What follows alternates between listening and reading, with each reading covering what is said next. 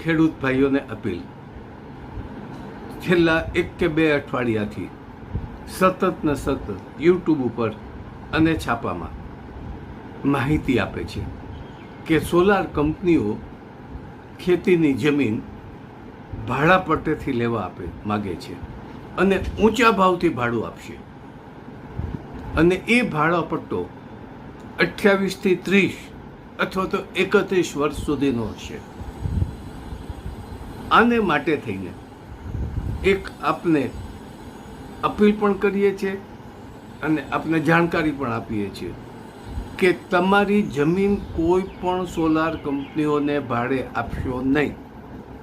તમે જ એ સોલાર કંપનીના માલિક બની શકો છો અને એ અઢળક કમાણી તમે કરી શકો છો.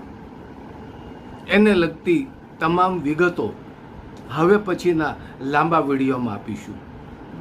અને એમાં ખાસ કરીને જેના ખેતરમાંથી 66 કેવીની મિનિમમ ઓછામાં ઓછી 66 કેવીની લાઈન નીકળતી હોય અને તમારા ખેતરની આસપાસ એનું સબસ્ટેશન હોય, એ ખેડૂતો સહેલાઈથી સોલાર કંપનીના માલિક બની શકશે, સોલાર વ્યવસ્થા કરી શકશે અને એમાં ખૂબ કમાણી થઈ શકે એમ છે.